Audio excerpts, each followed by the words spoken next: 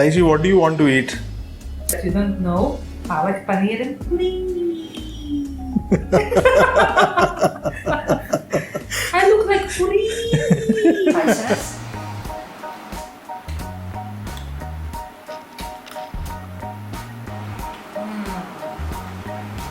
Very good. Now it's enough.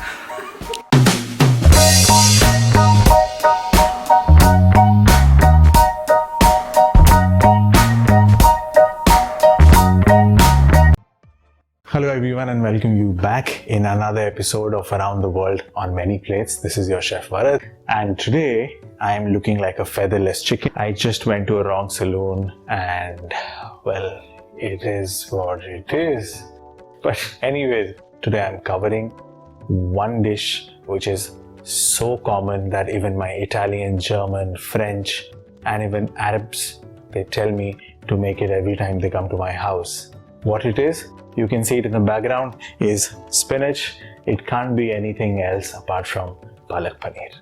Now I hope my mother is not watching it because if she has to make it, all the thing goes inside the pressure cooker, 1 whistle, 2 whistle and puree. It's done. But spinach or the palak itself is such a delicate thing. It has vitamins, minerals, magnesium, magnesia, iron, vitamin A, K, etc. that if you whistle it, nothing is going to be on your plate apart from the green puree. So now why my recipe is different? Because I break these stems and I boil the stem separately in the water and then I blanch these leaves for 10 seconds in the hot boiling water. Trust me, if you have tried blanching before, the color of the vegetable will become much more brighter. So now, how do we blanch the spinach? Now you can see the water is getting boiled. It is hot and rolling. And into that, I'm going to add first the stems. I'm just going to submerge them in the hot boiling water. And we will wait for 2 to 3 minutes until they have become a little softer. Now I'm going to check if they are done, and they are almost done. As I told you before, because the stems are very thick, so we need to boil them for a little longer time so that they get cooked. So now our stems are cooked. I will quickly add the spinach. All the spinach. And now I'm going to count exactly till 10. So 1, 2, 3, 4, 5, 6, 7, 8, 9, 10. And I'm going to switch off the flame. And using a tong, I will directly add it in the ice cold water.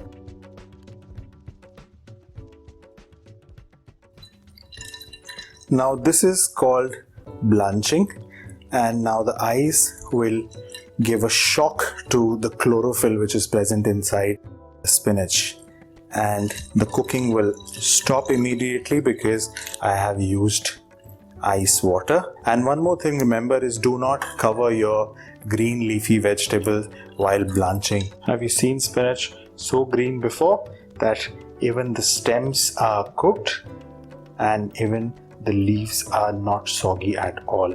This is the magic of blanching. Now once blanching is done, I am going to puree it.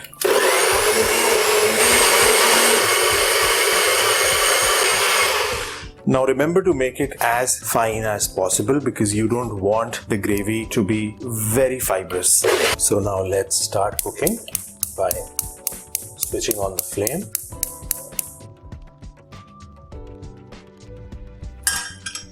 And into that, I am going to add a little mustard oil. Very little mustard oil.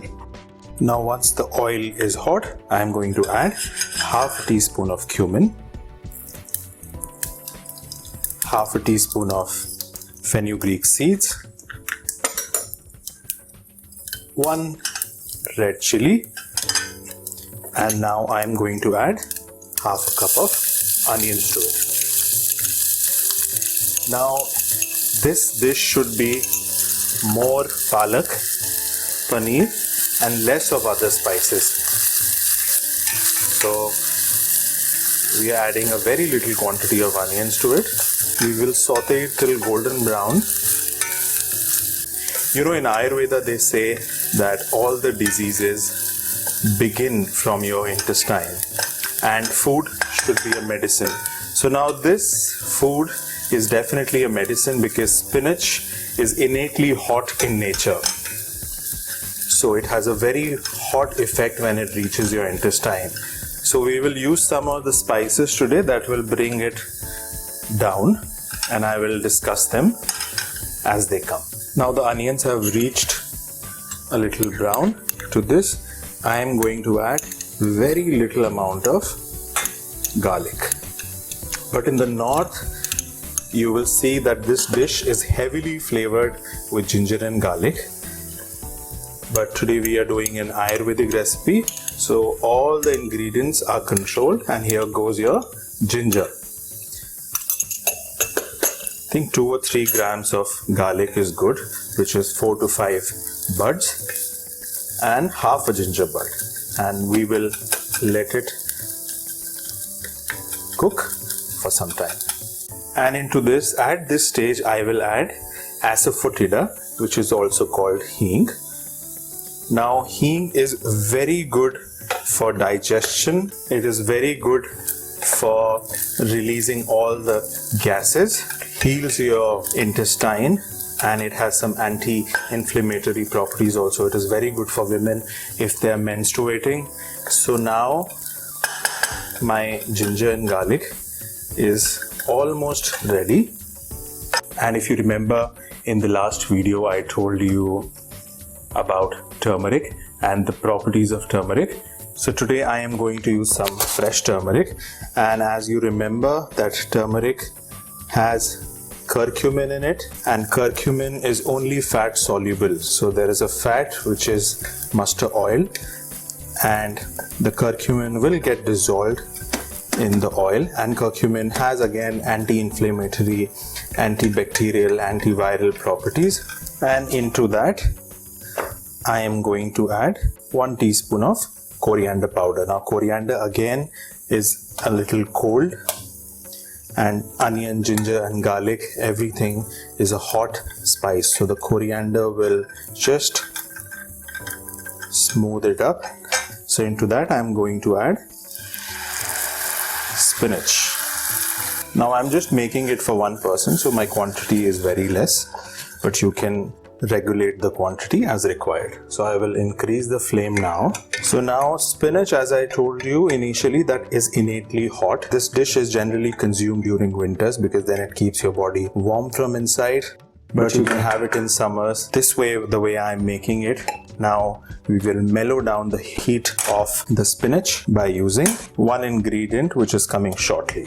Now our spinach has started to bubble, and if you remember that we have already boiled the spinach before, so it is cooked.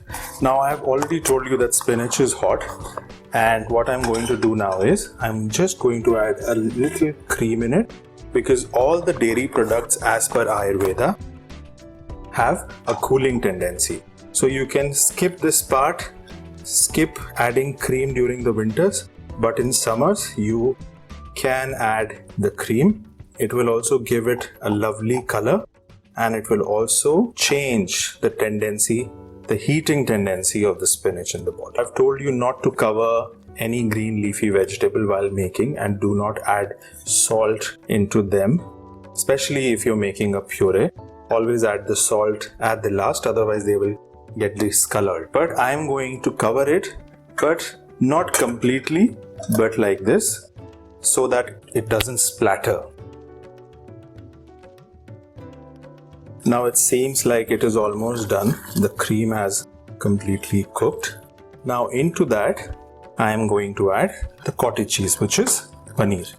Now it is a dairy product, so again, as mentioned in Ayurvedic text, it is supposed to be having cooling properties. So now this dish is completely balanced. The spinach has a warm tendency and cheese has a cooling tendency. So now this dish is a very well balanced dish, at least for summers. In winters, I told you not to use cream. Just directly add the paneer to it or the cottage cheese and it is done. Some people do add a lot of spices and masalas and a lot of fat in it, but I think this is the best and the most healthiest way because to get the goodness of the spinach. And you shouldn't cook it for a very long time because you've already boiled the spinach. Now you don't have to cook it again. I am just gonna add 1 pinch of dried fenugreek leaves. It is just for flavor. We have already used the fenugreek seeds. So it is just for my flavor. If you don't have it and if you don't want it, you can omit that. And now I am going to add little salt into it. Now some people do deep fry their cottage cheese. I mean, why would you want to kill the proteins and the vitamins in the dish when you can actually enjoy it in the natural form without destroying it? Correct. So now you can add salt as per your taste. And your palak paneer is ready to be served.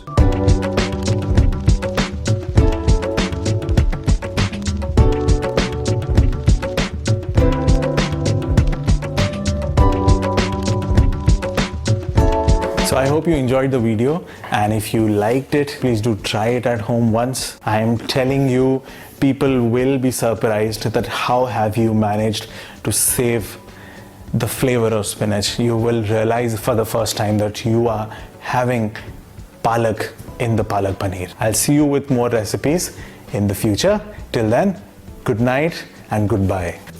Hi guys, once more, support our channel. I hope you will have a great time with us. Bye bye.